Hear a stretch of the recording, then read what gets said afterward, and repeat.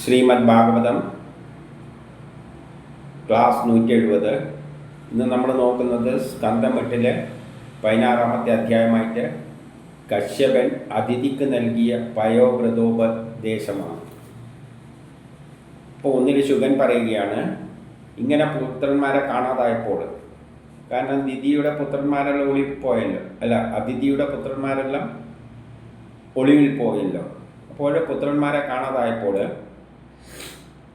കാണാതാവുകയും ദേവലോകം ദിതിയുടെ സന്തതികൾക്ക്, ദിതിയുടെ സന്തതി എന്ന് പറഞ്ഞാൽ അസുരന്മാർ, നിയന്ത്രണത്താവുകയും ചെയ്തപ്പോൾ ദേവമാതാവായ, ദേവങ്ങളുടെ എല്ലാം മാതാവ് അതിഥി അനാഥയെ പോലെ ദുഃഖിച്ചു.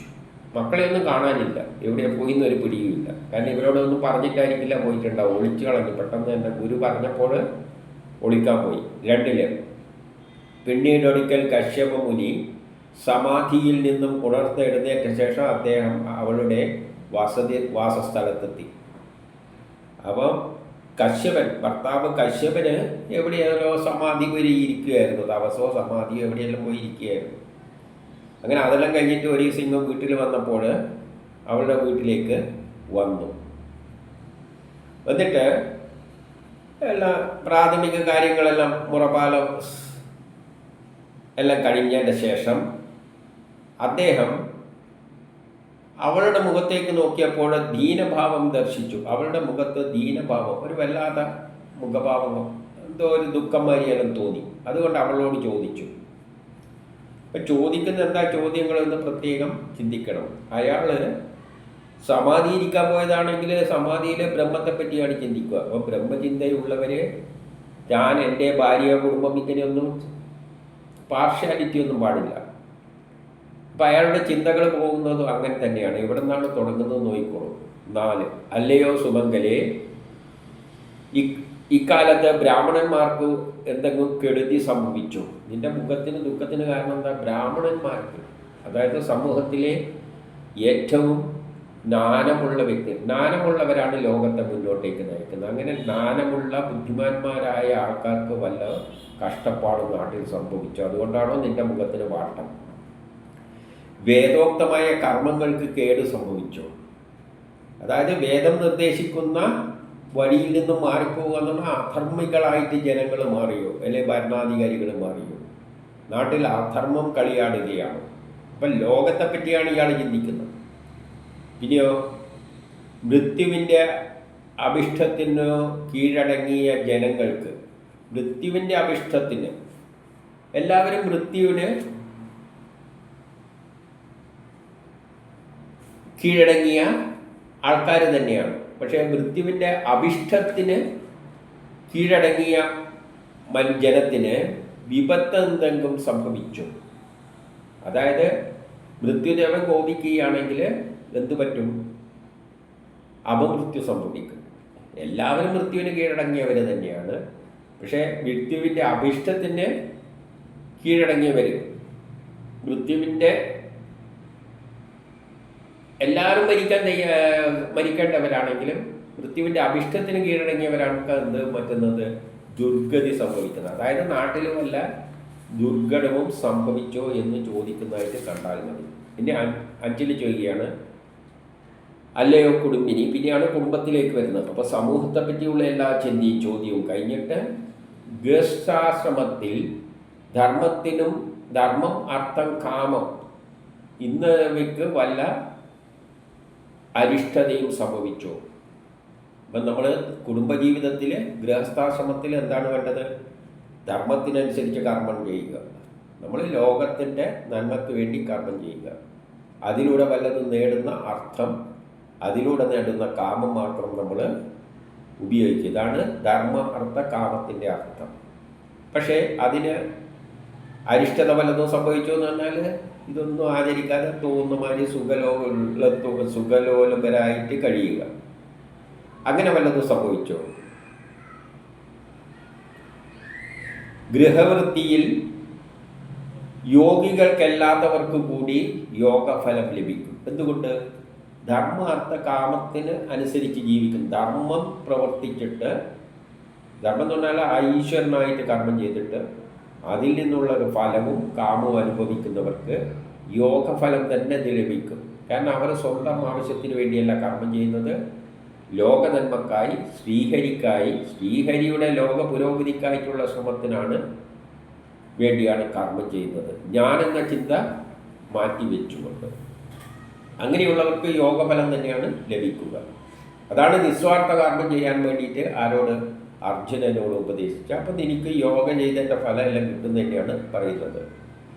ഇനി 6 ഇനി അതല്ല, കുടുംബകാര്യങ്ങളെല്ലാം നീ ശ്രദ്ധിച്ചുകൊണ്ടിരിക്കുന്ന അവസരത്തിൽ വല്ല അതിഥികളും വന്നിട്ട് നിനക്ക് അവരെ സൽക്കരിക്കാൻ പറ്റാതായോ? അപ്പോൾ അതിഥികളെ സൽക്കാരം പ്രധാനമാണ്. അതും വല്ലതും സംഭവിച്ചോ? എന്നിട്ട് 7 പറയുകയാണ്, ഏതെങ്കിലും ഗൃഹത്തിൽ അതിഥികൾ കുടിക്കാനുള്ള വെള്ളത്തിൻ്റെ കാര്യത്തിൽ പോലും അതൃപ്തരാകുകയാണെങ്കിൽ ആ ഗൃഹം കുറുനരിയുടെ മാളത്തിന് സമാനമാകുന്നു. അപ്പോൾ ഒരു വെള്ളത്തിൻ്റെ പേരിൽ പോലും, സാധാരണ വെള്ളത്തിൻ്റെ പേരിൽ അതൃപ്തി വരാൻ സാധ്യതയില്ല, ചിലവില്ലാതെ എല്ലാവരും ചോദിച്ചാൽ വേഗം കൊടുക്കും. അതിൽ അതൃപ്തി വരുവാന്ന് പറഞ്ഞാൽ നല്ല നിലയിലെല്ലാം കൊടുത്തതെങ്കിൽ ആ വീട്ടിൽ കുറുനരിയുടെ മാളം പോലെയാണെന്നാണ് പറയുന്നത്. ഇനി 8 പറയുകയാണ്, എപ്പോഴെങ്കിലും ഞാൻ വിദൂരത്തായിരിക്കുമ്പോൾ വ്യാകുലത നിമിത്തം നീ കൃത്യസമയത്ത് ത്രേതാഗ്നികളിൽ ഹോമിക്കപ്പെടാതായിട്ട് വന്നിട്ടുണ്ടോ? അപ്പം ഞാൻ ഇവിടുന്ന് വീട് വിട്ട് പോയത് കൊണ്ട് നിനക്ക് താല്പര്യമെല്ലാം കൊടുത്തിട്ട് നിന്റെ കർമ്മങ്ങൾ, അഗ്നി കൊണ്ടാണ് നമ്മൾ കർമ്മങ്ങൾ ചെയ്യുക, ആ അഗ്നിയിൽ അർപ്പിക്കുക എന്ന് പറഞ്ഞാൽ നമ്മൾ കൃത്യസമയത്ത് ഒരാൾ, നമുക്ക് വേണ്ടപ്പെട്ട ആൾ പോയി കഴിഞ്ഞാൽ പിന്നെ നമുക്കൊരു മതി, വെച്ചതും കുടിച്ചതും എല്ലാം മതി എന്ന് അതുണ്ടാകാൻ പാടില്ല. ചെയ്യേണ്ട കർമ്മങ്ങൾ നമ്മൾ നിസ്വാർത്ഥമായിട്ട് ശ്രീഹരിക്ക് വേണ്ടി ചെയ്യണം. അല്ല വേണ്ടപ്പെട്ടവർ പോയി ഇനി ഞാൻ മാത്രമേ ഉള്ളൂന്നൊന്നും വെച്ചിട്ട് അങ്ങനെ പോകരുത്. അങ്ങനെ വല്ലതും സംഭവിച്ചോ? എന്നിട്ട് 9 പറയാണ്, അങ്ങനെയുള്ള അഗ്നി സമാരാധനയിൽ, അഗ്നിയുടെ സമാരാധന, നമ്മൾ കർമ്മം ചെയ്യണം. നമ്മളെ വീട്ടിൽ ആരുണ്ടോ ഇല്ലയോ എന്നുള്ളതല്ല, നമ്മൾ ഗൃഹസ്ഥാശ്രമത്തിൽ ഇരിക്കുമ്പോൾ കർമ്മം ചെയ്യണം. അത് സ്വീകരിക്കായിക്കൊണ്ടാണ് ചെയ്യുന്നത്. അതുകൊണ്ട് നമ്മളെ കർമ്മത്തിൽ വിമുഖത പാടില്ല. അങ്ങനെ അഗ്നി സമാരാധനയിൽ ഗൃഹസ്ഥാശ്രമി പുണ്യലോകപ്രാപ്തി ഉണ്ടാകുന്നു. അങ്ങനെ ഗൃഹസ്ഥാശ്രമി ചെയ്യേണ്ട കർമ്മങ്ങൾ ശ്രീഹരിക്കായിക്കൊണ്ട് ആ കുടുംബത്തെ നല്ല നിലയിൽ തന്നെ കൊണ്ടുപോകണം. അത് ശ്രീഹരിക്ക് വേണ്ടിയുള്ള കർമ്മമാകുന്നു. അപ്പോൾ ബ്രാഹ്മണന് വേണ്ടിയായാലും അഗ്നിയിൽ അർപ്പിക്കുന്നതായാലും സകല ദേവന്മാരുടെ സ്വരൂപമാണ് ഈ നാരായണൻ. ബ്രാഹ്മണരായാലും അഗ്നിയായാലും സകല ദേവതകളും എന്തെല്ലാം ഈ പ്രപഞ്ചത്തിലുണ്ടോ അതെല്ലാം ശ്രീഹരി തന്നെയാണ്. അപ്പോൾ ഒരു ഗൃഹസ്ഥാശ്രമി ആയിരിക്കുമ്പോൾ ഇപ്പോൾ വീട്ടിലുള്ള പട്ടികൾക്കും പൂച്ചകൾക്കൊന്നും മര്യാദയ്ക്കൊന്നും തിന്നാൻ കൊടുത്തില്ല, എല്ലാം മതിയാക്കി അങ്ങനെ ഇരുന്ന് കഴിഞ്ഞാൽ അതൊന്നും പാടില്ല. ഗൃഹസ്ഥാശ്രമി ചെയ്യേണ്ട എല്ലാ ജോലികളും കൃത്യമായിട്ട് ആ ശ്രീഹരിക്കായിട്ട് ചെയ്യണം. അപ്പോൾ അവിടെ എന്തെല്ലാം ഉണ്ടെങ്കിലും അതെല്ലാം ശ്രീഹരിയായിട്ട് കാണണം. എന്നിട്ട് 10ാമതാണ് ചോദിക്കുന്നത്, നിന്റെ പുത്രന്മാർക്ക് ക്ഷേമം തന്നെയില്ല. നിന്റെ പുത്രന്മാർക്കെല്ലാം ക്ഷേമം തന്നെ, നിന്റെ പുത്രന്മാർക്ക് അല്ല, നമ്മുടെ പുത്രന്മാർക്ക് നല്ല ഉപയോഗിച്ചിരിക്കുന്നത്, നിന്റെ പുത്രന്മാർക്ക്. അദ്ദേഹത്തെ സംബന്ധിച്ചിടത്തോളം ദേവന്മാരും അസുരന്മാരും എല്ലാം എന്താണ്? ഒരുപോലെയാണ്. ഈ പ്രപഞ്ചത്തിലുള്ള എല്ലാം ഒരുപോലെയാണ്, ബ്രഹ്മം തന്നെയാണ്. അപ്പോൾ അതുകൊണ്ടാണ് നിന്റെ പുത്രന്മാർക്ക് ക്ഷേമം തന്നെയല്ലേ. ലക്ഷണം കണ്ടിട്ട് നിന്റെ മുഖത്തിന് എന്തോ അസ്വസ്ഥതയുള്ളതായിട്ട് ഞാൻ മനസ്സിലാക്കുന്നു. അപ്പോൾ 11 അതിഥി പറയുകയാണ്, ഹേ ബ്രഹ്മജ്ഞ, ബ്രഹ്മജ്ഞനാണെന്നാണ് പറയുന്നത്. ബ്രഹ്മജ്ഞാനം തികഞ്ഞവൻ അല്ലെങ്കിൽ ബ്രഹ്മം. നേരത്തെ തന്നെ പറഞ്ഞിട്ടുണ്ട്, ഭർത്താവിനെ എന്തായിട്ട് കാണണം? ഈശ്വരനായിട്ട് തന്നെ കാണണം. നമ്മൾ ഉള്ളിലുള്ള ഈശ്വരനെ കാണാൻ പറ്റുന്നില്ല എങ്കിൽ ആദ്യം കാണുന്ന മുമ്പിലുള്ളത് ആരാണ്? ഭർത്താവിനെയാണ്. ഭർത്താവിനെയും ഈശ്വരനായിട്ട് കാണാൻ ശ്രമിക്കുക. അപ്പോൾ അതിഥി എന്തായിട്ടാണ് പറയുന്നത്?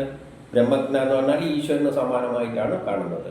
ബ്രാഹ്മണരും പശുക്കളും ഗൃഹസ്ഥാശ്രമ ധർമ്മങ്ങളും എല്ലാം ക്ഷേമം തന്നെയാണ്. അതിനൊന്നും ഒരു കുഴപ്പവും ഇവിടെ പറ്റിയിട്ടില്ല.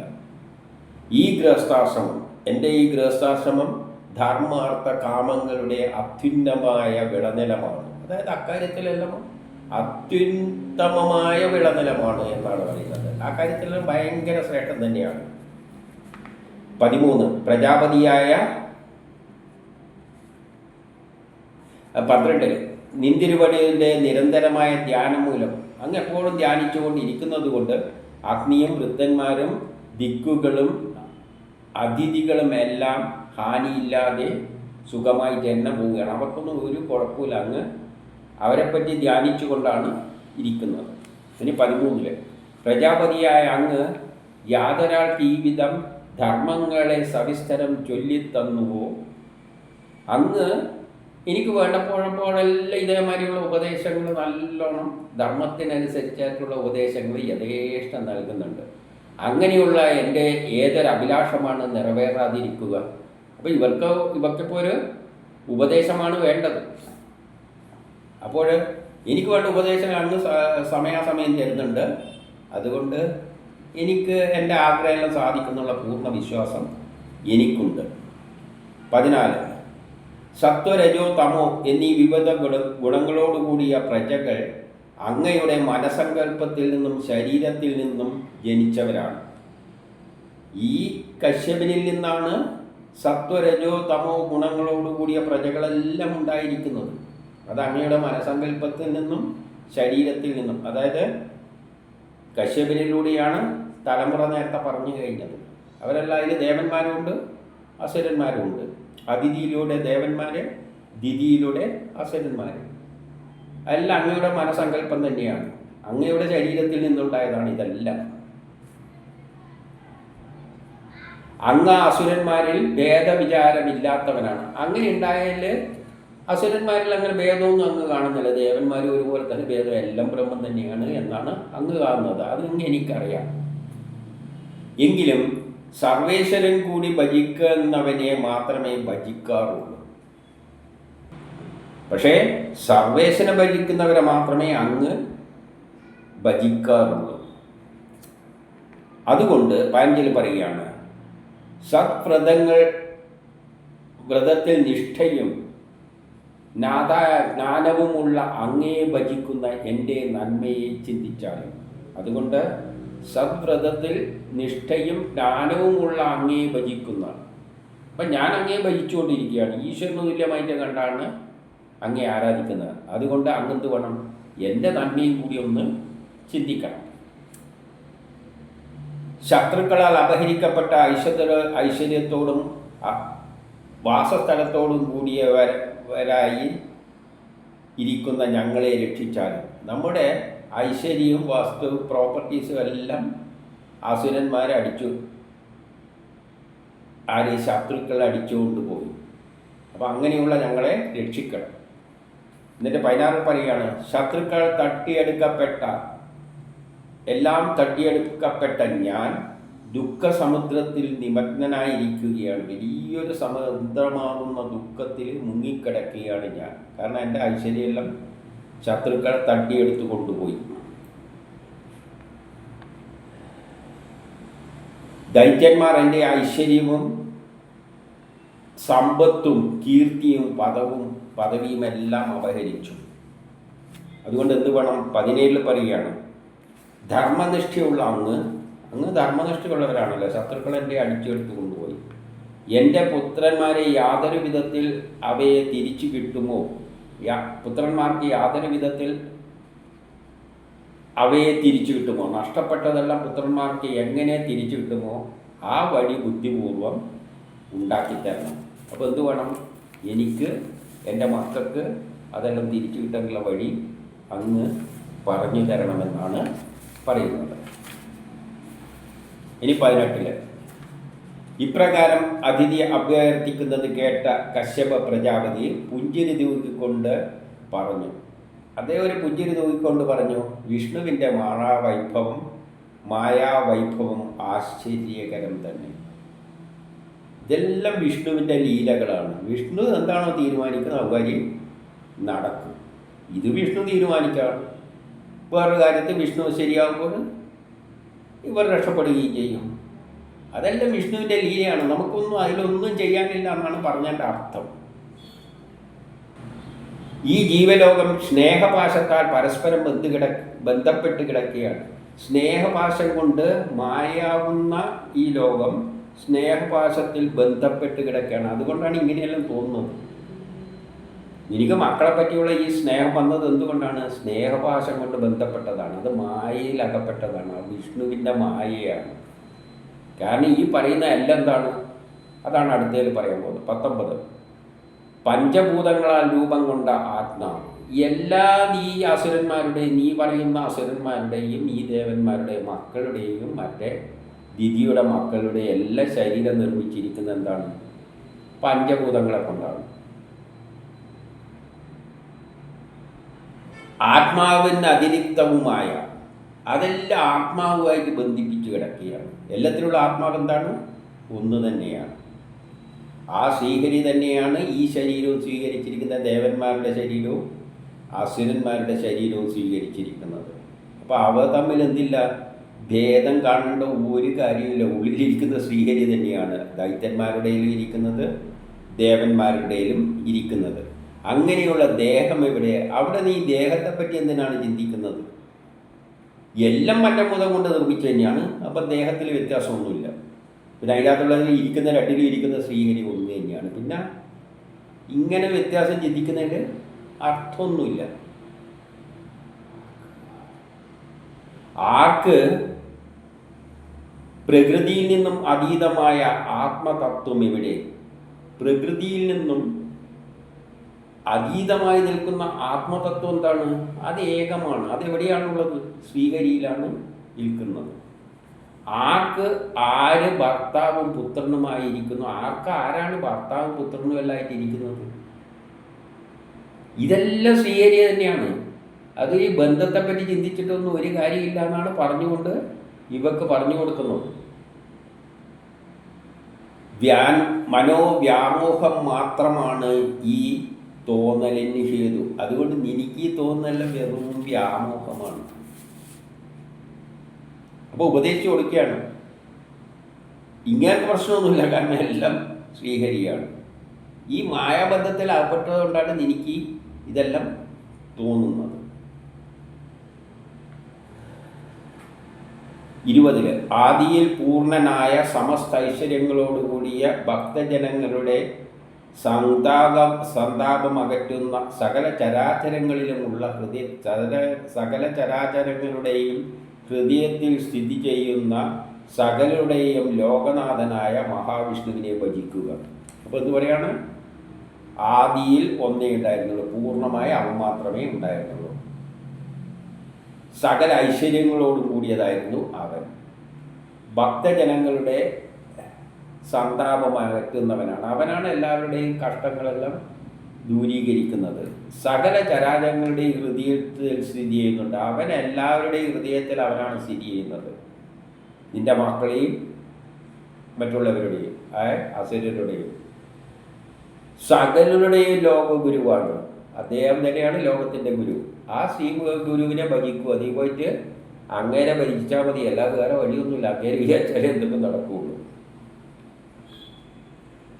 എന്നിട്ട് 21 അദ്ദേഹം ദീനന്മാരിൽ അനുകമ്പയുള്ള ശ്രീനാരായണൻ നിന്റെ ആഗ്രഹത്തെ നിറവേറ്റിത്തരും. നീ ഭജിച്ചു കഴിഞ്ഞാൽ നിന്റെ ആഗ്രഹം നിറവേറ്റിത്തരും. പക്ഷെ എപ്പോഴാണ്? വരുന്ന സമയം വരുമ്പോൾ. സമയത്തെ അതൊന്നും ആഗ്രഹം നടക്കില്ല. വിഷ്ണു ഇടപെടുകയില്ല. കാരണം ഗ്രഹങ്ങളിലൂടെയാണ് പ്ലാൻ ചെയ്തിരിക്കുന്നത്. ഒരു ഗ്രഹം നല്ല സ്ഥലത്ത് വരുമ്പോൾ നമുക്ക് നല്ലതാണെങ്കിൽ ശത്രുവിന് മോശമായിരിക്കും. അത് തിരിച്ചു വരുമ്പോൾ നമുക്ക് മോശമാകുമ്പോൾ അവർക്ക് നല്ലതാകും. അപ്പോൾ ആ സമയത്തുമ്പോൾ ശരിയാവും, അത്രയേ ഉള്ളൂ. അതിൽ വിഷ്ണു ഇടപെടുമൊന്നുമില്ല. പക്ഷെ നമുക്കെന്ത് തോന്നും? പൂജയും വഴിപാടും എല്ലാം നടത്തിയാൽ എന്തെങ്കിലും ഒന്ന്, കാരണം ഗ്രഹം മോശത്തിലെത്തുമ്പം ചുറ്റിയല്ലേ, നല്ല സ്ഥാനത്തും വരും. അപ്പം കാര്യം നടന്നെന്ന് വരും. അപ്പം നമ്മൾ വിചാരിക്കും പൂജ നടത്തിയോണ്ടാണെന്ന്. അതിലൊന്നും കാര്യമില്ല. വിഷ്ണുവിനെ ഉദ്ദേശിച്ച് ചെയ്യുന്ന പൂജ ഭജന വിഫലമാവില്ല. വിഷ്ണുവിനെ ഭജിച്ചു കഴിഞ്ഞാൽ ഒരിക്കലും വിഫലമാവില്ല. കാരണം എന്താണെന്ന് വെച്ചാൽ ഗ്രഹങ്ങൾ നല്ലതിലും വരും, മോശത്തിലും വരും. ചുറ്റിക്കൊണ്ടിരിക്കുമ്പം ചില സ്ഥലത്ത് നല്ലത് വരുമ്പോൾ അടുത്തതിൽ മോശമായിരിക്കാം. അപ്പോഴാണ് നമുക്ക് മോശമാകുന്നത്. പിന്നെ അത് ചുറ്റിയാൽ നല്ലതിലേക്ക് വരും. അപ്പോൾ ആ സമയത്തുമ്പോൾ വിഷ്ണു നമുക്ക് നല്ലത് തരും. അതാണ് ഏത് പട്ടിക്ക് ഒരു ദിവസം ഉണ്ട് എന്നെല്ലാം പറയുന്നതിൻ്റെ അർത്ഥം. നമ്മൾ വിചാരിക്കും പൂജ നടത്തിയോണ്ടാണ് അത് കിട്ടിയത്, അല്ലെങ്കിൽ വിഷ്ണുവിനെ ഉപാസിച്ചുകൊണ്ടാണ് ഇത് കിട്ടിയതെന്ന് വിചാരിക്കും. അതിനൊന്നും ഒരർത്ഥമില്ല. പക്ഷെ ഭജന നടത്തിയോണ്ട് കുഴപ്പമില്ല, കിട്ടേണ്ട സമയത്തുമ്പോൾ കിട്ടും. ഭജന നടത്തിയിട്ടെങ്കിലും കിട്ടും. പക്ഷെ സാധാരണക്കാരന് അതും ചിന്തിച്ചിരിക്കാൻ പറ്റില്ല. ഇത് ആ രഹസ്യം അറിയുന്ന ബുദ്ധിമാന്മാർക്കേ അത് പറ്റുള്ളൂ. അല്ലാത്തവർക്ക് എന്തെങ്കിലും ഉപദേശം പറഞ്ഞു കൊടുക്കണം, അതുവരെ തള്ളി നിൽക്കാൻ വേണ്ടിയിട്ട്. അതുകൊണ്ട് മറ്റുള്ളവർക്കൊന്നും അങ്ങനെയല്ല. വിഷ്ണുവിനെ ഭജിച്ചാൽ തന്നെ നടക്കും. അതാണ് എൻ്റെ അഭിപ്രായം. എൻ്റെ അഭിപ്രായത്തിൽ നീ വിഷ്ണുവിനെ ഭജിച്ചാൽ മതി. വേറെ ആൾ പറയും ശിവനെ എന്നെല്ലാം പറയും. എല്ലാം എന്ത് തന്നെയാണ്, ഏത് ഭജനയും ഇവിടെ തന്നെയാണ് എത്തുന്നത്, ശ്രീഹരിയിൽ തന്നെയാണ് എത്തുന്നത്. അള്ളേനോട് ചോദിച്ചാലും യഹോവയോട് ചോദിച്ചാലും കൃഷ്ണനോട് 33 ദേവതകളോട് ചോദിച്ചാലും ഈ ചോദിക്കുന്നതിൽ എത്തുന്നതോടെ തന്നെയായിരിക്കും, ശ്രീഹരിയിൽ തന്നെയായിരിക്കും. ശ്രീഹരി തീരുമാനിച്ച സമയം മാത്രമേ നമുക്ക് കിട്ടാനും പോകുന്നുള്ളൂ, അല്ലാതെ ഒരു ചുക്കും കിട്ടാനും പോകുന്നില്ല. പക്ഷെ കിട്ടേണ്ട സമയത്തുമ്പോൾ കിട്ടുകയും ചെയ്യും. അപ്പോൾ 22 അതിഥി ചോദിക്കുകയാണ്. അപ്പോൾ അതിഥിക്ക് ഇതൊന്നും പറഞ്ഞാൽ പറ്റില്ല. എന്തുകൊണ്ട്? അതിന് ഭൗതികവാദികളാണ്. ഇതെല്ലാം ആത്മതത്വം മനസ്സിലാക്കാൻ കഴിവുള്ളവനേ പറ്റുള്ളൂ. അല്ലാത്തവർക്ക് ഞാൻ ഈശ്വരനാണെന്നും ചിന്തിക്കാനൊന്നും അവർക്ക് കഴിയില്ല. അപ്പോൾ അതിഥി ചോദിക്കുകയാണ്, ഞാൻ ഏത് മുറപ്രകാരം ജഗദീശ്വരനെ ഉപാസിക്കണം, ഏത് പ്രകാരത്തിലായാൽ എൻ്റെ ആഗ്രഹം സാധിച്ചു കിട്ടും. 23 ചോദിക്കുകയാണ്, ഏത് പ്രകാരത്തിൽ ഭഗവാൻ മക്കളോടുകൂടി കഷ്ടത അനുഭവിക്കുന്ന എൻ്റെ നേരെ പ്രസന്നനാകും, എൻ്റെ മക്കളെയും എൻ്റെ പ്രശ്നമില്ലപ്പോൾ തീരുവ ഏത് തരത്തിൽ ഉപാസിച്ചാലാണ് എന്ന് ചോദിക്കുകയാണ്. ആ തരം ഉപാസനക്കുള്ള അനുഷ്ഠാനങ്ങളെക്കുറിച്ച് എനിക്ക് പറഞ്ഞത് എങ്ങനെ ചെയ്യേണ്ടതെന്നൊന്നും ഉപദേശിച്ചു തരാനാണ് പറയുന്നത്. സന്താനം ഉപദേശിച്ചു. കശ്യപൻ പറയുകയാണ്, പണ്ട് സന്താനം കിട്ടാൻ വേണ്ടിയിട്ട് ഞാൻ ബ്രഹ്മാവിനോട് ചോദിച്ചിരുന്നു, അദ്ദേഹം പറഞ്ഞു തന്ന കാര്യം ഞാൻ പറഞ്ഞു തരാമെന്ന് പറയുകയാണ്. അപ്പം ബ്രഹ്മാവ് ഒരു വഴി പറഞ്ഞു കൊടുത്തിട്ടുണ്ട്. അപ്പം ഇതിനെ ആർക്കാണ് പറഞ്ഞു കൊടുക്കുന്നത്? നമ്മിൽ തന്നെയാണ് എല്ലാം ബ്രഹ്മമാണ് എന്ന സത്യം മനസ്സിലാക്കാത്ത സാധാരണക്കാരന് മനസമാധാനത്തിന് വേണ്ടിയിട്ട് എന്ത് പറ്റൂ? ഇങ്ങനെ എന്തെങ്കിലും പറഞ്ഞു കൊടുത്തേ പറ്റൂ. അതുകൊണ്ടെന്ന് പറയുന്നു 25 ശരി, നീ ഇങ്ങനെ ചെയ്തു കൊള്ളുക. ഫാൽഗുണ മാസത്തിലെ വെളുക്ക പക്ഷത്തിൽ 12 നാൾ പാൽ മാത്രം കുടിച്ച് താമരക്കണ്ണനെ ആരാധിക്കുക. പാല് മാത്രം കഴിച്ചിട്ട് 12 ദിവസം ഏതിൽ? വെളുത്ത പക്ഷത്തിൽ, ഫാൽഗുണ മാസത്തിൽ. പകുതി മാസം അങ്ങ് കഴിഞ്ഞ് ഭജിച്ചുകൊണ്ട് അങ്ങനെ ഇരുന്നുകൊള്ളുക. അപ്പോൾ പാലും കുടിച്ച് ഭരിച്ചുകൊണ്ടിരിക്കുമ്പോൾ മനസ്സിനെന്ത് കിട്ടും? സമാധാനം കിട്ടും എന്നുള്ള പ്രയോജനം. ഇത്രയും ചടങ്ങ് കഴിഞ്ഞാലല്ലേ ഫലം കിട്ടുള്ളൂ. അത്രയും മാസങ്ങളങ്ങ് നീണ്ടുപോയിക്കോളും. എന്നിട്ടോ അപ്പോൾ അമാവാസി വരും. വെളുത്ത വാവെല്ലാം കഴിഞ്ഞിട്ട്, വെളുത്ത വാവലാണ് ഇത് ചെയ്യാൻ പറയുന്നത്. എന്നിട്ട് അമാവാസി നാളിൽ കിട്ടുമെങ്കിൽ എന്ത് വേണമെന്ന് വെച്ചാൽ കാട്ടുപന്നി കുത്തിയ മണ്ണ് കൊണ്ട്, കാട്ടുപന്നി തലേൻ്റെ കൊമ്പിൻ്റെ എല്ലാം മറ്റേ തരിപ്പ് തീർക്കാനായിരിക്കും മണ്ണിലിങ്ങനെ കുത്തും. ആ മണ്ണെടുക്കണം. എന്നിട്ട് ഒഴുകുന്ന ജലത്തിൽ കുളിക്കുക, തേച്ച് കുളിക്കുക. അത് തേച്ചിട്ട് അപ്പോൾ ഈ മന്ത്രം ചൊല്ലുകയും വേണം. എന്ത് മന്ത്രമാണ് ചൊല്ലേണ്ടത്? 27 അല്ലയോ ഭൂമി, ഭഗവാൻ വരാഹമൂർത്തി രസാതലത്തിൽ നിന്നും ഭവതിയെ പൊക്കിയെടുത്തവളായ ഭവതിക്ക് തമോഭാഗം. അപ്പം വരാഹാവതാരമായിട്ട് ഭൂമിയെ അടിയിൽ നിന്ന് ചളി പൂണ്ട് കിടക്കുന്ന ഭൂമിയെ പൊക്കിയിട്ട് സൂര്യൻ്റെ ഓർബിറ്റിൽ വെച്ചിട്ടുണ്ടല്ലോ, ആ ഭവതിക്ക് നമസ്കാരം. ആ മണ്ണെടുത്തിട്ടാണല്ലോ, പന്നി കുത്തിയ മണ്ണെടുത്തിട്ടാണോ തേച്ചിട്ട്, എന്നിട്ട് അതിനെപ്പറ്റി ഓർക്കണം. അപ്പോൾ ഭാഗവത കഥയിലുള്ള ആശയങ്ങൾ ചില ആചാരങ്ങളുമായിട്ട് ബന്ധിപ്പിക്കുന്നുണ്ട് അവർ.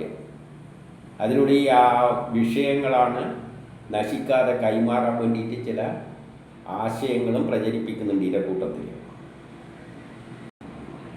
എന്നിട്ട് 28 പറയാണ്, നിന്റെ നിത്യകർമ്മമെല്ലാം ചെയ്യിക്കണം, അനുഷ്ഠിക്കണം, കർമ്മങ്ങളൊന്നും ഒഴിവാക്കരുത്. അതേസമയം ഏകാഗ്ര മനസ്സോടെ നാരായണമൂർത്തിയെ ഭജിക്കുക. എന്നിട്ട് നാരായണമൂർത്തിയെ ഭജിക്കണം. മൂർത്തി ഇവിടെ ഇനി പറയാൻ പോകുന്നത് ഇവർ ഭൗതികവാദിയാണ്. ഇവർക്കുള്ളിൽ ഈശ്വരനെ കാണാനൊന്നും പറ്റില്ല. അപ്പോൾ ഒരു കാര്യം ചെയ്യും, എന്ത് ചെയ്യുക, വല്ല വിഗ്രഹത്തിലോ തറയിലോ സൂര്യനിലോ ജലത്തിലോ അഗ്നിയിലോ ആചാര്യനിലോ മൂർത്തിയെ ആവാഹിക്കാം. എന്തെങ്കിലും ഒന്നെടുത്തിട്ട് അതിൽ ഈശ്വരനെ ആവാഹിക്കുക. ആവാഹിക്കുക എന്ന് പറഞ്ഞാൽ നമ്മൾ അതിൽ ഈശ്വരനുണ്ടെന്ന് സങ്കല്പിക്കുക, അത്രയേ വേണ്ടൂ. കാരണം നമുക്ക് സാധാരണ ജനങ്ങൾക്ക് ഉള്ളിൽ ഈശ്വരനുണ്ടെന്ന് പറഞ്ഞാലൊന്നും അങ്ങ് തലയിൽ കയറാൻ പോകുന്നില്ല. നമ്മൾ ഈശ്വരനാണെന്ന് പറഞ്ഞാലും തലയിൽ കയറാൻ പോകുന്നു, കാണുന്നതല്ലേ ഈശ്വരനാണെന്ന് പറഞ്ഞാലും തലയിൽ കയറാൻ പോകുന്നില്ല. അവർക്ക് അതുകൊണ്ട് എന്തേ ഉള്ളൂ, ഒരു ഉപദേശം. എന്നാൽ പിന്നെ ഒരു കല്ലോ മണ്ണോ എടുത്തിട്ട് ഇത് തന്നെയാണ് നാരായണ ഗുരുസ്വാമി ചെയ്തത്. എല്ലാവരും ആവശ്യപ്പെട്ടപ്പോൾ ബിംബം വേണം എന്നാൽ പിടിച്ചോന്ന് പറഞ്ഞ് കല്ലും എടുത്തു കൊടുത്ത് കണ്ണാടിയെല്ലാം എടുത്തു കൊടുത്ത്. നമുക്ക് ഈ മൊബൈൽ എടുത്താൽ മതി, ആയുധ പൂജ എന്ന് പറഞ്ഞാൽ പെന്നാക്കാം, നമ്മൾ ജീവിക്കുന്നത് എന്തുവാകാം. കാരണം എല്ലാത്തിലും എന്താ ഉള്ളത്, ബ്രഹ്മം തന്നെ. ഈ കാണുന്ന എല്ലാം ബ്രഹ്മമാണ്. അപ്പോൾ എന്തെങ്കിലും ഒന്ന് എടുത്താൽ മതി. എന്നിട്ട് അതിലും നമ്മൾ ആവാഹിക്കുക എന്നുള്ളത് നമ്മൾ മനസ്സ് അതിൽ ഈശ്വരനുണ്ടെന്ന് സങ്കല്പിക്കുക. പുറത്ത് അകത്തുള്ള കാണാൻ പറ്റില്ല, എങ്കിലും പുറത്തുള്ള ഒന്നിൽ ഈശ്വരനെ സങ്കല്പിച്ചാൽ മതി. എന്തെങ്കിലും ഒന്ന് എടുത്തിട്ട് അത് ഈശ്വരനാണെന്ന് സങ്കല്പിച്ചാൽ മതി. എല്ലാതെ ഈ പ്രപഞ്ചം നിറക്കുന്ന മുഴുവൻ നിറഞ്ഞു നിൽക്കുന്ന ആ ശക്തിയെ ആവാഹിച്ചിട്ട് ഇതിൻ്റെ അകത്തേക്ക് കയറ്റുക എന്ന് പറഞ്ഞാൽ ആ കല്ലവിടെ പൊട്ടിത്തെറിച്ചു പോകും. ആ ശക്തി ഈശ്വരത്തിൻ്റെ ചിന്തിക്കാൻ പോലും പറ്റാത്ത ശക്തിയില്ല. അതിനെ ആവാഹിച്ചിട്ട് കല്ലിലെ കയറ്റി നിർത്തുക എന്നൊന്നും പറയുന്നത് നടക്കുന്ന കാര്യമല്ല. നമ്മൾ സങ്കല്പിക്കുക, അതിൻ്റെ ആവശ്യമില്ല. നമ്മിലാണ് വേണ്ടത്. പറ്റാതെ സാധാരണക്കാരനായ ജനത്തോട് പറയുന്നു, നീ അതിൽ ഉണ്ട് എന്ന് സങ്കല്പിച്ചിട്ട് എന്ത് വേണം. 29 സമസ്തവസരങ്ങൾ ഷഡ്ഗുണ സമ്പന്നനായ സമസ്ത ജീവജാലങ്ങളുടെയും സ്വരൂപമായ, എന്നിട്ട് നമ്മൾ ഈ മന്ത്രം ചൊല്ലാണ്, എന്തെന്ന്, സമസ്ത ഐശ്വര്യങ്ങളും ഗുണങ്ങളും നീക്കുന്ന ശക്തിയാണ് ഈ മുമ്പിലിരിക്കുന്നത്, ഈ നമ്മളീ എടുക്കുന്ന സാധനം. അതിലോ സമസ്ത ജീവികളുടെയും സ്വരൂപമാണ്. ഈ കാണുന്ന എല്ലാ ജീവികളുടെയും സ്വരൂപമാണ് ആ ബ്രഹ്മം. അപ്പം ഇത് മാത്രമൊന്നുമല്ല, ഇവിടെ എന്തെല്ലാം ഉണ്ട് അതല്ല, അതാണ്. അതും നമ്മളിത് ചിന്തിക്കണം. സമസ്ത ജീവരാശികളിലും വസിക്കുന്ന എല്ലാറ്റിൻ്റെയും ഉള്ളിലുള്ള ആ ഈശ്വരനെ ഇതിപ്പം പറയുമ്പം തന്നെ പിന്നെ ഈ ബിംബത്തിൽ പോകുന്ന എന്തിനെന്ന് ബുദ്ധിയുള്ളവനാണെങ്കിൽ ചിന്തിക്കും. പക്ഷേ ബുദ്ധിയുള്ളവർ അതൊന്നും ചിന്തിക്കൊന്നുമില്ല, ഇതിങ്ങനെ പാടിക്കൊണ്ടിരിക്കും. സമസ്ത ജീവരാശികളിലും വസിക്കുന്ന, താൻ അവയിലും വസിക്കുന്ന, എല്ലാ ജീവരാശിയിലും അതുകൊണ്ട് ഞാൻ തന്നെയാണ് ആ ഈശ്വരനിൽ വസിക്കുന്ന. ഇതാണ് പറയുന്നത്. ഞാൻ ആ ഈശ്വരനിലുണ്ടെങ്കിൽ പിന്നെ ഇവിടെ ഒരു ബിംബം എടുക്കുന്നതിന് എന്തിനാണ്? പക്ഷെ ഇതാരാണ് ഇത് ചെയ്യുക? വിവരം ജ്ഞാനമില്ലാത്തവർ ബിംബം വെച്ചിട്ട് ഇതിങ്ങനെ പാടും, അർത്ഥം മനസ്സിലാക്കാതെ.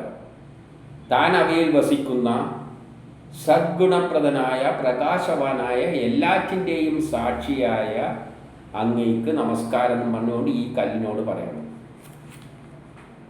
അതിൻ്റെ അർത്ഥം മനസ്സിലാക്കി കഴിഞ്ഞാൽ എല്ലാത്തിലും ഉണ്ട്, ഞാൻ തന്നെയാണ്, എന്നിൽ അതാണ് വസിക്കുന്നത്, ഞാനാണ് അതിൽ വസിക്കുന്നത് എന്ന് പറഞ്ഞു കഴിഞ്ഞാൽ പിന്നെ ഇതിൻ്റെ അകത്ത് പോകേണ്ട ആവശ്യമുണ്ട്. അവിടെ അവൻ മതിയാക്കും. അതിൻ്റെ അർത്ഥം മനസ്സിലാക്കിയിട്ടാണ് ചൊല്ലുന്നത്. എല്ലാത്തവൻ ഇങ്ങനെ ചൊല്ലിപ്പോകും, വരെ ചെയ്യാൻ പറ്റും. എന്നിട്ട് 30 സ്ഥൂല സൂക്ഷ്മ പ്രകൃതി ജീവാത്മാവ് എന്നീ നിലകളിൽ 24 കലകളോട് കൂടിയ ജ്ഞാനത്തോടും സാങ്ഖ്യശാസ്ത്രത്തോടും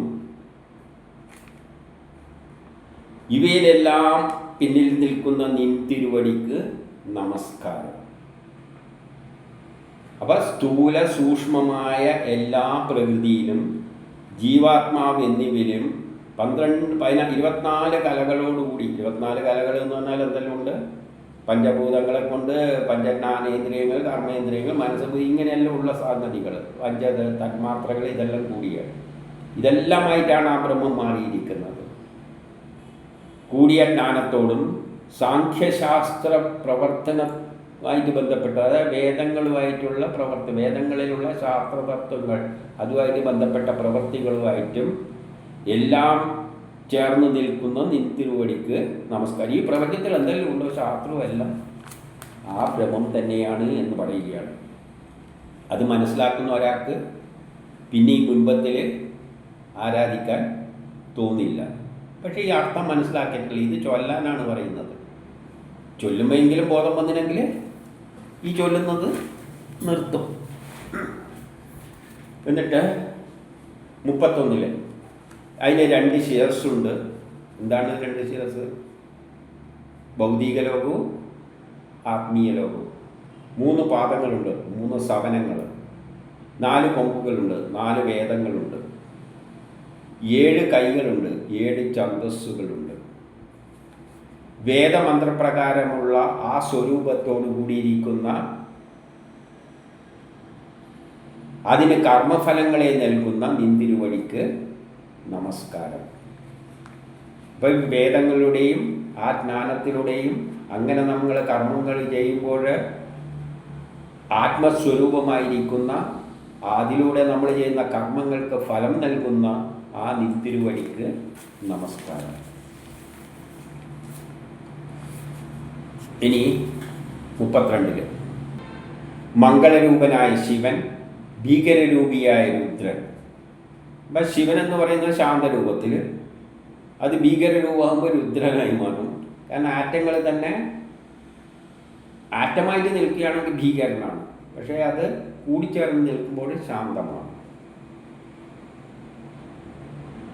പിന്നെയോ സത്വശക്തിയുടെ ആധാരവുമായ, സമസ്ത വിജ്ഞാനങ്ങളുടെയും ആധിപതിയായ, ജീവരാശികളുടെ പാലകനായ നിന്തിരുവടിക്ക് നമസ്കാരം. അത് പല രൂപത്തിൽ പ്രകടമാകുന്ന എല്ലാ ശക്തികളുടെയും ആധാരമായ, എല്ലാ ജ്ഞാനത്തിൻ്റെയും ആധാരമായ, ജീവരാശികളെയെല്ലാം പാലിക്കുന്ന നിന്തിരുവടിക്ക് നമസ്കാരം. അതെല്ലാം ശ്രീഹരിയെപ്പറ്റി ഇങ്ങനെ പ്രാർത്ഥിക്കുക.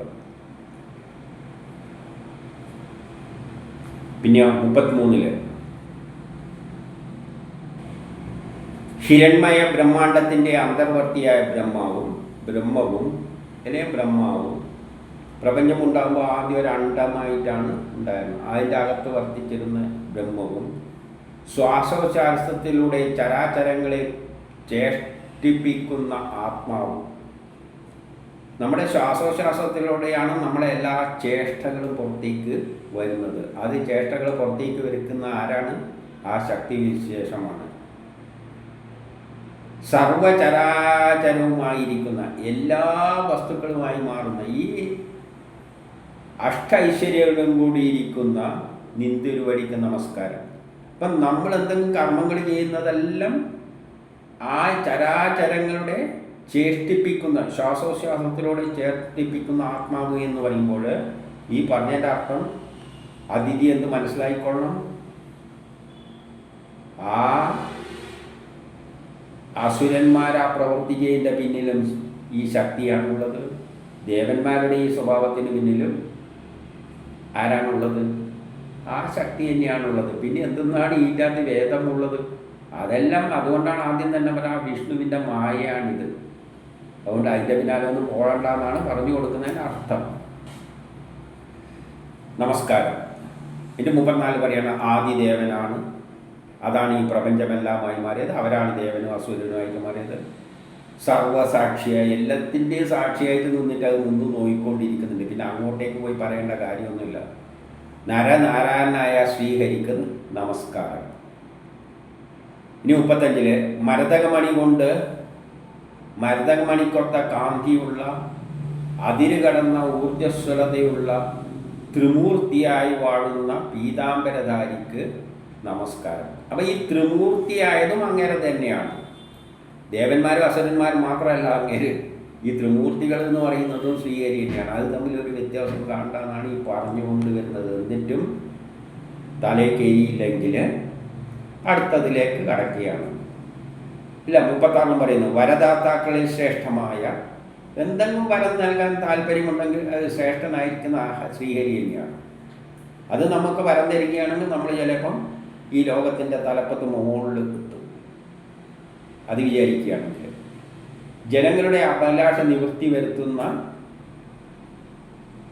അദ്ദേഹത്തെ ബുദ്ധിശാലികൾ ഉപാസിക്കുന്നു. അപ്പോൾ എല്ലാത്തിൻ്റെയും പിന്നിലുള്ള ശക്തി ആയതുകൊണ്ട് അതിനെ ബുദ്ധിയുള്ളവർ, ബുദ്ധിശാലികൾ ഉപാസിക്കുന്നു. ബുദ്ധിശാലികൾ എങ്ങനെയാണ് ഉപാസിക്കുക? ബുദ്ധിശാലികൾക്കറിയാം ഞാൻ ചെയ്യുന്നതെല്ലാം അങ്ങേര് ചെയ്യിപ്പിക്കുന്നതാണ്, എനിക്ക് ഒന്നും തന്നെ ഞാനായിട്ട് ചെയ്യാൻ പറ്റില്ല, എല്ലാം അതാണ് ചെയ്യിപ്പിക്കുന്നത് എന്നൊരു ബുദ്ധിശാലിക്ക് മനസ്സിലാക്കി കഴിഞ്ഞാൽ പിന്നെ എന്താ ചെയ്യുക? എല്ലാം അതിനു വേണ്ടി അങ്ങ് ചെയ്തു കൊടുക്കും. പിന്നെ ഒരു ദുഃഖമില്ല, സങ്കടവും ഇല്ല, ഒരാഗ്രഹവും ഉണ്ടാവില്ല. അതിനത് മാത്രമേ ഉപാസിക്കൂ. കാരണം എല്ലാം അതാണ്. പിന്നെ അതിനെ ഉപാസിച്ചങ്ങ് കഴിഞ്ഞുകൂടും. അങ്ങനെയുള്ള അങ്ങയുടെ തൃപ്പാദങ്ങളിലെ സുഗന്ധത്തെ അഭിലഷിച്ചുകൊണ്ട് ദേവന്മാരും ലക്ഷ്മി ദേവി അടക്കം ദേവന്മാരടക്കം അനുവർത്തിക്കുന്ന അദ്ദേഹത്തെയാണ് അനുവർത്തിക്കുന്നത്. ആ നിന്തിരുവടിക്ക് നമസ്കാരം. ലക്ഷ്മി ദേവി പോലും അവരെ ആശ്രയിച്ചാണ്. അതായത് പുരുഷനും പ്രകൃതി. ലക്ഷ്മി ദേവി പ്രകൃതി പുരുഷനെ ആശ്രയിച്ചാണ് കഴിയുന്നത്. അതുകൊണ്ട് നീയും അതിനെ പഴിച്ചു കൊടുക്കുക. ഇനി 38 ഇനി ഇങ്ങനെയുള്ള മന്ത്രം ചൊല്ലണം. അപ്പം ഈ മന്ത്രത്തിൻ്റെ അർത്ഥം മനസ്സിലാക്കിയിട്ടാണ് ഇതുവരെ ചൊല്ലിയിരുന്നുവെങ്കിൽ പിന്നെ ഇതെല്ലാം മതിയാക്കിയിട്ട് അങ്ങ് പോവും. ഇത് ശ്രീഹരിയിൽ വിശ്വസിച്ചിട്ട് അങ്ങ് പോവും. പക്ഷേ സാധാരണ ജനക്കാരന് ഇതൊന്നും അർത്ഥമൊന്നും മനസ്സിലാക്കി ഈ പറയുന്ന അങ്ങ് ചൊല്ലിക്കൊണ്ടിരിക്കും. എന്നിട്ട് എന്ത് പറയുന്നു? ശ്രീഹരിയെ പാദ്യം അർഘ്യം ആചമനീയ മൂലാവിയാൽ ശ്രദ്ധയോടെ അർച്ചിക്കുക. അപ്പോഴും പിന്നെ നിങ്ങൾക്ക് എന്നിട്ടും ഞാൻ ശ്രീഹരിയാണ്, എന്നിലുള്ളതാണ്, ദേവന്മാരിലും അസുരന്മാരിലും എല്ലാം ഉള്ളത് ഒരേ ശക്തിയാണ്, ഇതെല്ലാം അതിൻ്റെ മായയാണെന്ന് മനസ്സിലായിട്ടില്ലെങ്കിൽ എന്ത് ചെയ്യുക? ഈ ബിംബത്തെ വെക്കാൻ പറ്റില്ല. ബിംബോ വെള്ളമോ എന്തെങ്കിലും ഒന്നെടുത്തിട്ട് അതിനെ ഈശ്വരനായിട്ട് സങ്കല്പിച്ചിട്ട് എന്ത് വേണം? അതിനെ പാദ്യം എന്ന് പറഞ്ഞാൽ കാല് കഴുകുക, അർഘ്യം എന്ന് പറഞ്ഞാൽ അതിന് വെള്ളം നിവേദിക്കുക, ആചമനീയം എന്ന് പറഞ്ഞാൽ അതിൻ്റെ ശരീരശുദ്ധി വരുത്തുക. ഇതെല്ലാം ചെയ്യണം. ഇത് ഇവർക്ക് മാത്രം ചെയ്താൽ പോരാ, പിന്നെ ചില ആൾക്കാർ സ്വയവും ചെയ്യണം. സ്വയം ശരീരശുദ്ധിയെല്ലാം വരുത്തണം. ഇതിൽ ശ്രദ്ധ കേന്ദ്രീകരിക്കുക.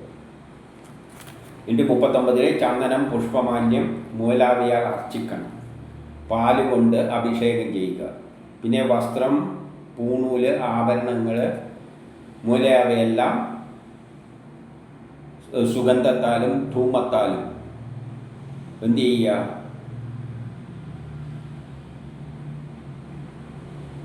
ആരാധിക്കുക. ഇവയെല്ലാം കൊണ്ട് അർപ്പിച്ചിട്ട് ഈ പറഞ്ഞ മന്ത്രങ്ങൾ കൊണ്ട് ആരാധിക്കണം. ഈ പറഞ്ഞ മന്ത്രങ്ങളെ എപ്പോഴും ഉച്ചരിച്ചു കൊണ്ടിരിക്കണം. എന്ത് മന്ത്രമാണ്? ഓം നമോ വാസുദേവായ എന്ന മന്ത്രം കൊണ്ട്. അപ്പോൾ പൂക്കളും പുഷ്പങ്ങളും എല്ലാം അർച്ചിച്ചിട്ട് ഏത് മന്ത്രത്താൽ നമ്മൾ അർച്ചന നടത്തണം? ഓം നമോ വാസുദേവായ എന്ന മന്ത്രം കൊണ്ട് അദ്ദേഹത്തെ ആരാധിക്കണം. അത് പറഞ്ഞുകൊണ്ടാണ് അർച്ചിക്കേണ്ടത്. ആർക്ക്? നമ്മളെടുത്ത ഈ ബിംബം എടുക്കുക, വെള്ളം എടുക്കുക, തറയിൽ മതി, അത് ഇത് എന്നെല്ലാം പറഞ്ഞല്ലോ. ഗുരുവായാലും ഗുരുവിനെ ആരാധിച്ചാലും മതി എന്നാണ്. ഗുരുവിനെ പിടിച്ച് മുമ്പിൽ എത്തിയിട്ട് ചെയ്താൽ മതി. അദ്ദേഹത്തിൻ്റെ കാല് കൈ കൊടുത്താൽ മതി. അദ്ദേഹത്തിന് അർപ്പിച്ചാൽ മതി വെള്ളം. ഗുരുവിനായാലും മതി. ആരെയും കിട്ടിയില്ല, തറയിലും മതി. എന്തെങ്കിലും എടുത്ത് ചെയ്താൽ മതി. അപ്പോൾ എന്ത് വേണം? ഓം നമോ വാസുദേവായ എന്ന മന്ത്രവും ചൊല്ലണം. ഇനി 40 സാമ്പത്തികമുണ്ടെങ്കിൽ, നല്ല പൈസയുള്ളവരാണെങ്കിൽ കടന്ന് അതിൻ്റെ അപ്പുറത്തേക്ക് ചെയ്യണം. എന്ത് ചെയ്യണം? നെല്ലരി എടുത്തിട്ട് പാലും ശർക്കരയും നെയ്യും വീഴ്ത്തിയിട്ട് മൂലമന്ത്രത്തോടെ, നേരത്തെ പറഞ്ഞ മന്ത്രത്തോടൊപ്പം അഗ്നിയിൽ ഹോമിക്കണം. അഗ്നിയിൽ ഉണ്ടാക്കണം. അപ്പം എന്തായി മാറുന്നത്? പായസമായിട്ട് മാറും. എന്നിട്ട് ആ പായസം 41 ഒരു ഭഗവത് ഭക്തന് നൽകുക. ഇവിടെയാണ് നമ്മളെ പ്രാക്ടിക്കലായിട്ട് പറഞ്ഞ് പഠിപ്പിക്കാൻ ശ്രമിക്കുന്നത്. ആദ്യം തന്നെ പറഞ്ഞ ഈ ലോകത്തിലുള്ള എല്ലാം ബ്രഹ്മമാണ്, കല്ലിലുള്ളതും ബ്രഹ്മമാണ്. നീ കല്ലിൽ ഇതെല്ലാം അർപ്പിച്ചിട്ട് പായസമെല്ലാം ഉണ്ടാക്കി. പക്ഷെ കൊടുക്കുന്ന ആരും കൊടുക്കണം? ഒരു ഭഗവത് ഭക്തനെ വിളിച്ചിട്ട് കൊടുത്താൽ മതി. കാരണം അവൻ ബ്രഹ്മമാണ്. എനിക്ക് കല്ലിൽ കൊടുക്കുന്നതിൽ നിന്ന് കല്ലിൽ ഇതൊന്നുമില്ലല്ലോ. അതുകൊണ്ട് എന്ത് വേണം? ഭഗവത് ഭക്തന് വിളിച്ചിട്ട് കൊടുക്കണം. എന്നിട്ട് താൻ തന്നെ കഴിക്കുക. താൻ കഴിക്കുന്നത് ആർക്ക് തന്നെയാണ് പോകുന്നത്? നമ്മളിലുള്ള ഭഗവാന് തന്നെയാണ്. എല്ലാം ഭഗവാനാണല്ലോ. അതുകൊണ്ട് കല്ലിന് കൊടുക്കുന്നമാതിരി സങ്കല്പിച്ചിട്ട് നമ്മൾ ഈശ്വരനെ കല്ല് ചിന്തിക്കുകയാണ്, അല്ലെങ്കിൽ ബിംബത്തിൽ ചിന്തിക്കുകയാണ്. എന്നിട്ട് കല്ലെടുക്കാമെന്ന് പറഞ്ഞു, എന്തെങ്കിലും എടുത്താൽ മതി എന്ന് പറഞ്ഞല്ലോ. എന്നിട്ട് അത് കൊടുക്കേണ്ട ആർക്കാണ്? ഒരു ഭഗവത് ഭക്തൻ. ആ ഭക്തൻ ആര് തന്നെയാണ്? ശ്രീഹരി തന്നെയാണ്. നമുക്ക് തരാൻ പറ്റില്ലെങ്കിൽ പുറത്തുള്ള ആർക്കെങ്കിലും കൊടുക്കുക. ഇതാണ് ആശയം. എന്നിട്ട് നമുക്കും കഴിക്കാം. അതിന് ജലം, പുഷ്പം എന്നിവയും വെറ്റിലയും പാക്കുമെല്ലാം കൊടുക്കണം, നിവേദിക്കണം. പിന്നെ 108 ആവർത്തി മൂലമന്ത്രം ജപിക്കണം. 42. അതിന് ശേഷം 108 പ്രാവശ്യം ആവർത്തി ആ മന്ത്രം ജപിച്ചുകൊണ്ടേയിരിക്കണം. അതിനുശേഷം പ്രദക്ഷിണം ചെയ്തിട്ട് ആ വെച്ച ബിംബത്തിന് പ്രദക്ഷിണം ചെയ്തിട്ട് പിന്നെ സാഷ്ടാംഗം പ്രണമിച്ചേക്കുക. നമ്മൾ ശ്രീഹരിനെയാണ് ആരാധിക്കുന്നത്, നിർഗുണമായ ആ ബ്രഹ്മത്തെ. ആ ബ്രഹ്മത്തെ നമ്മളിൽ തന്നെയാണുണ്ട്. ആ എല്ലാത്തിലും പ്രപഞ്ചം മുഴുവൻ അതിനെ നമുക്ക് കാണാൻ പറ്റുന്നില്ല. അതുകൊണ്ട് ഏതോ ഒന്നിൽ സങ്കല്പിച്ചിട്ട് ചെയ്യുക. ഇനി 44 അല്ല 43 പിന്നെ ഭഗവത് പ്രസാദമായ ആ നിർമ്മാല്യം എടുത്തിട്ട് തലയിൽ വെച്ചുകൊണ്ട് ദേവനെ ഉദ്ദേശിപ്പിക്കുക. പിന്നെ 2 ബ്രാഹ്മണന്മാരെ പ്രാൽപായസ സഹിതം ഭുജിപ്പിക്കണം. അതിൻ്റെ ശേഷം 2 ബ്രാഹ്മണരെ വിളിച്ചിട്ട് ഈ പായസത്തോടുകൂടി ഭക്ഷണം നല്ലവണ്ണം അവർക്ക് വേണ്ട ഭക്ഷണം കൊടുക്കണം, തൃപ്തിപ്പെടുത്തി വിടണം. ബ്രാഹ്മണൻ എന്ന് പറഞ്ഞാൽ എന്താണ്? ബ്രഹ്മം തന്നെയാണ്.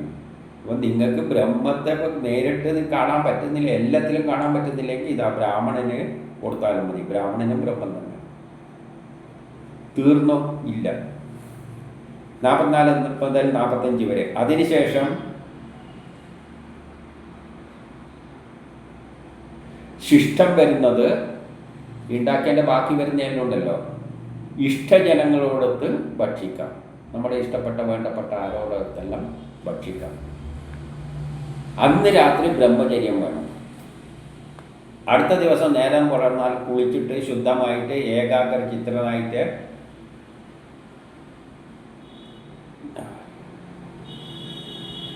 എന്ത് വേണം? പാല് കൊണ്ട് അഭിഷേകം ചെയ്യണം. ആർക്ക്?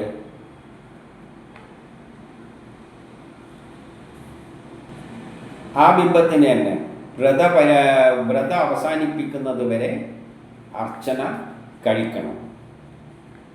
46 പാല് മാത്രം ആഹാരമാക്കി വിഷ്ണുവിൻ്റെ ആരാധന, വ്രതം മൂലാവയെല്ലാം ദിവസവും എന്ത് വേണം? ഇങ്ങനെ 12 ദിവസം തുടരണം. നേരത്തെ വെളുത്ത പക്ഷത്തിൽ തുടങ്ങി, പിന്നെ ഇത് കറുത്ത പക്ഷത്തിൽ, അങ്ങനെയും 12 ദിവസം അത് തുടരണം. ഏതിൽ? ഈ പറയുന്നതെല്ലാം. എന്നിട്ട് വെളുത്ത പ്രതിപദം മുതൽ വെളുത്ത ത്രയോദശി വരെ ശ്രീസംഗമൊന്നും പാടില്ല. താഴത്ത് മാത്രമേ കിടന്നുറങ്ങാൻ പാടുള്ളൂ. 3 നേരം കുളിക്കണം. ഇനി 49 ആ സജ്ജനങ്ങളുടെ സംസർഗം പാടില്ല. നാനാവിധ സുഖഭോഗ വസ്തുക്കളെല്ലാം ഒഴിവാക്കണം. സകല ജീവജാലങ്ങളോടും ഹിംസയില്ലാതെ പെരുമാറണം. എൻ്റെ 50 പറയുകയാണ്, ത്രയോദശി ദിവസം വിഷ്ണുവിന് പഞ്ചാമൃതങ്ങൾ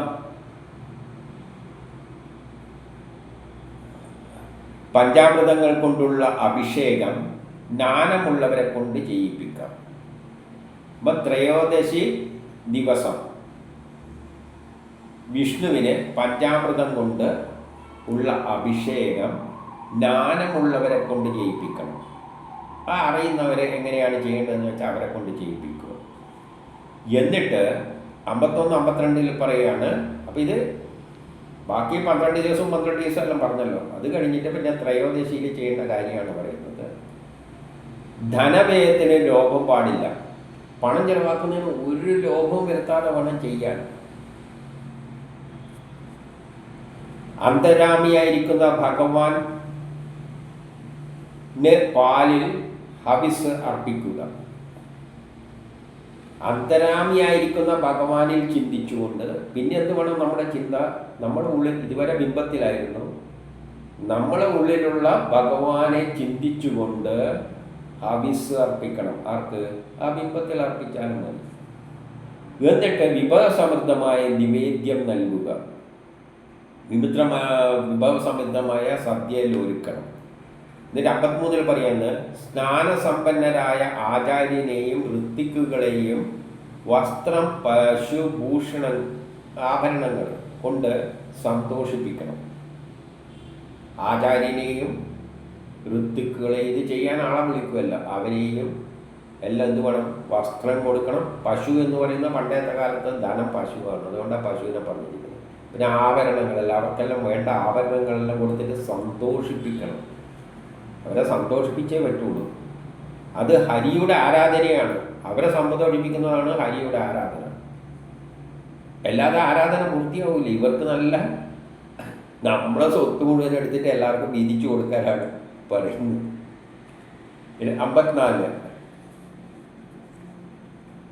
നിർമ്മലമാകുന്ന മന്ദസ്മിതം തൂക്കിയ പ്രേയസിയോട്. അപ്പോൾ ഇതെല്ലാം കേട്ടപ്പോൾ അവർക്കൊരു ചിരിയോടുകൂടി മന്ദസ്മിതത്തോടുകൂടിയാണ് ഇരിക്കുന്നത്. നമ്മുടെ അതിഥി, ദേവന്മാരുടെ മാതാവ്. ആചാര്യനെയും ഋത്തിക്കുകളെയും സാത്വിക ആഹാരം കൊണ്ട് ഭുജിപ്പിക്കണം. പിന്നെ ഇവരെയെല്ലാം വിളിച്ചിരുത്തിയിട്ട് നല്ലോണം ഭക്ഷണം കൊടുക്കണം, അവരെ നല്ലോണം തീറ്റിക്കണം. മറ്റു ബ്രാഹ്മണരെയും അവിടെ വരുന്നവരെയും പിന്നെ ശക്തിക്കനുസരിച്ച് ഭുജിപ്പിക്കണം. ഉള്ള പൈസ അനുസരിച്ച്, പൈസയിലും ലോഭമില്ലാതെ ചിലവാക്കണം. എന്നിട്ട് അവിടെ വരുന്നവരെല്ലാം എന്ത് വേണം? വിളിച്ച് സദ്യ നല്ലോണം കൊടുക്കണം. മറ്റ് ബ്രാഹ്മണരായാലും വരുന്ന ആൾക്കാരെല്ലാവരും. എന്നിട്ട് 55 പറയാണ്, ഗുരു ഋത്തിക്കുകൾ അവരുടെ യോഗ്യത അനുസരിച്ച് അവർക്ക് ദക്ഷിണ ഇഷ്ടംമാതിരി കൊടുക്കണം. അതിന് എന്തെല്ലാം കൊടുക്കേണ്ടത് നേരത്തെ പറഞ്ഞല്ലോ.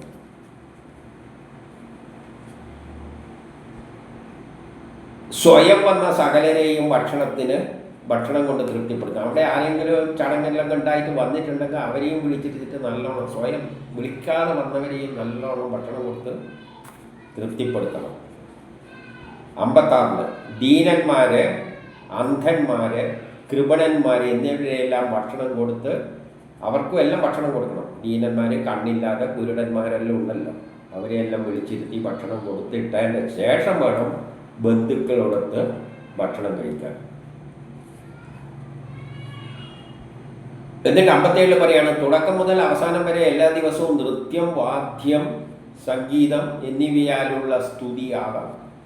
വേണ്ടിക്ക് ഭരതനാട്യമോ കുച്ചിപ്പുടി എന്തെല്ലാം, പിന്നെന്താണ് കഥകളിയോ മോഹിനിയാട്ടോ എന്തെല്ലാം ഉണ്ടല്ലോ, കഥകളി, ഓട്ടംതുള്ളൽ, ഇതെല്ലാം വെക്കാം. ദിവസവും വേണം, ഈ എല്ലാ ദിവസവും. ഇപ്പം വരുന്നവർക്കെല്ലാം, അപ്പം അതിനെല്ലാം കാണാൻ ആൾ വരും, അവർക്കെല്ലാം ഇഷ്ടമായി ഭക്ഷണം കൊടുക്കും. ഒരു ലോപവും പാടില്ല. വേദോക്തമായ സ്തുതികളുമാകാം. വേദത്തിൽ പറയുന്ന ജ്ഞാനങ്ങൾ, വേദ സപ്താഹ യജ്ഞമെല്ലാം അവിടെ നടത്തിക്കളയാം. എന്നിട്ട് അവർക്കെല്ലാം കൊടുക്കണം. എന്നിട്ട് 58 പയോവ്രതം എന്ന ആചാരം ബ്രഹ്മദേവൻ ഉപദേശിച്ച് ഞാനിങ്ങനെ വിസ്തരിച്ച് പറഞ്ഞു തരുന്നു. എന്നിട്ട് 59 പറയുകയാണ്, നീ ആത്മശുദ്ധി തികഞ്ഞവളായി. ഇങ്ങനെ എന്ത് വേണം? ആത്മശുദ്ധി അല്ലെങ്കിൽ ആത്മനിയന്ത്രണം വന്നവളായി. അങ്ങനെ നിനക്ക് ആത്മനിയന്ത്രണം വരണം, ഭാവശുദ്ധി വരണം. ഈ ശുദ്ധിയെല്ലാം വന്നു കഴിഞ്ഞാൽ ഈ വ്രതത്താൽ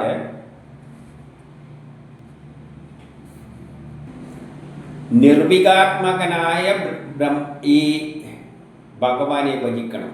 ഭഗവാന് ഒരു വികാരവും ഇല്ല, അങ്ങനെയുള്ള ഭഗവാനെ ഭജിക്കാനാണ് പറയുന്നത്. ഒരു വികാരം ഇല്ലാതെ ഭഗവാനോട് ഭജിച്ച് കഴിഞ്ഞാൽ എന്താ സംഭവിക്കുക?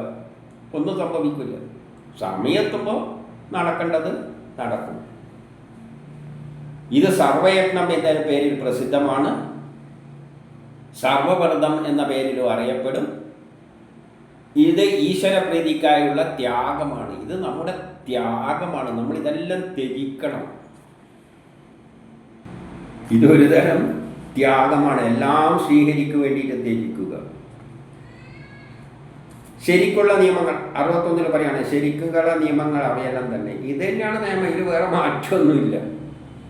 ഉത്തമമായ യമങ്ങളും ഇത് തന്നെ, എല്ലാ യമധർമ്മങ്ങളും ഇത് തന്നെ. ശ്രീഹരിയെ സന്തോഷിപ്പിക്കുന്നത് തന്നെയാണ്, ശ്രീഹരിയെ സന്തോഷിപ്പിക്കുന്നത് തന്നെയാണ് തപസ്, ദാനം, വ്രതം, യജ്ഞം. തപസ്, നമ്മൾ എന്തെങ്കിലും ഒരു ലക്ഷ്യത്തിന് വേണ്ടി മനസ്സ് കേന്ദ്രീകരിക്കുന്നത് ശ്രീഹരിയിലായിരിക്കണം. ദാനം, നമ്മൾ എന്തെങ്കിലും നമ്മളെ കഴിവുകൾ സംഭാവന ചെയ്യുന്നത്, നമ്മളെ ബുദ്ധിശക്തി, ശരീരശക്തി എല്ലാം ദാനം ചെയ്യുന്നത് ശ്രീഹരിക്ക് വേണ്ടി നമ്മൾ ദാനം ചെയ്യണം. നമ്മളെ കർമ്മങ്ങളെല്ലാം, വ്രതം, നമ്മുടെ നിഷ്ഠ എപ്പോഴും ശ്രീഹരിക്ക് നേരെയായിരിക്കണം. യജ്ഞം, നമ്മൾ ചെയ്യുന്ന എല്ലാ കർമ്മങ്ങളും ശ്രീഹരിക്ക് വേണ്ടിയായിരിക്കും, അല്ല എനിക്ക് വേണ്ടി എന്നാകരുത്. അങ്ങനെയുള്ള കക്ഷിയാകുമ്പോൾ പിന്നെ ഞാനെങ്ങനെയാണ് എൻ്റെ മക്കൾ ദേവന്മാർ എന്നെല്ലാം ചിന്തിക്കുന്നത്? ഈ ഗുണം വന്നു കഴിഞ്ഞാൽ അതോടുകൂടി അവളുടെ ചിന്തയും മാറും. ഓ, ദേവന്മാരും അസുരന്മാരും എല്ലാം ഒന്ന് തന്നെ, സഹോദരീൻ്റെ എല്ലാം ഒന്ന് തന്നെ, എല്ലാം ബ്രഹ്മം തന്നെ എന്ന ചിന്തയിൽ അപ്പോഴേക്ക് ഇവർ എത്തിച്ചേരും. ആത്മാർത്ഥമായിട്ടാണ് ചെയ്യുന്നുണ്ടെങ്കിൽ. അപ്പോൾ ഏതവസ്ഥയിലേക്കെത്തും? കശ്യപൻ്റെ അവസ്ഥയിലേക്കെത്തും. കശ്യപനോട് പറഞ്ഞിട്ടില്ലേ, നിങ്ങൾക്ക് ദേവന്മാരും അസുരന്മാരും എല്ലാം ഒരേ ഭേദഭാവമൊന്നും ഇല്ലാതെയാണ്. ആ അവസ്ഥയിലേക്കാണ് കൊണ്ട് എത്തിക്കുന്നത്. 62 ജിതേന്ദ്രനായ ശ്രദ്ധയോടെ ഈ വ്രതം അനുഷ്ഠിക്കുക. ശ്രീ വിഷ്ണു സന്തുഷ്ടനായിട്ട് നിനക്ക് വേണ്ട വരം തരും, അത് ശീഘ്രം തന്നെ നൽകുകയും ചെയ്യും. ഇനി എന്താണ് ഉദ്ദേശിക്കുന്നത്? അതെല്ലാം ശ്രീഹരി തന്നുകൊണ്ടിരിക്കുന്നു. എന്താണ് പിന്നെ എന്താണ് ആഗ്രഹം ഉണ്ടാവുക? അപ്പോഴേക്കും ഒരാഗ്രഹം ഉണ്ടാവില്ല. കാരണം എല്ലാം ശ്രീഹരിയാണെങ്കിൽ പിന്നെ എന്താണ് പറയേണ്ടത്?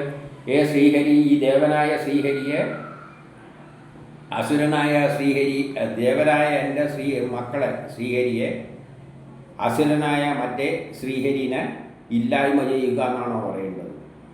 അല്ലേ അവരെ ശിക്ഷിക്കുക എന്നാണോ പറയുക? രണ്ട് ശ്രീഹരിയാണെങ്കിൽ ആരെയാണ് ശിക്ഷിക്കാൻ പറയേണ്ടത്? അപ്പോൾ ഈ സത്യം മനസ്സിലാക്കി കഴിഞ്ഞാൽ ഹരി ആഗ്രഹം സാധിച്ചു തരും. ഹരിയോട് എന്തേ പറയുള്ളൂ? അർത്ഥം മനസ്സിലാക്കി ചെയ്യുന്നവനാണെങ്കിൽ എനിക്കൊന്നും ചോദിക്കാനില്ല. എല്ലാം ആ വിഷ്ണുവിൻ്റെ മായ, എല്ലാം എന്ത് പറയാനാണെന്ന് ആ അവസ്ഥയിൽ എത്തിച്ചേരും. ഇതാണ് ഇതിൻ്റെ തത്വം.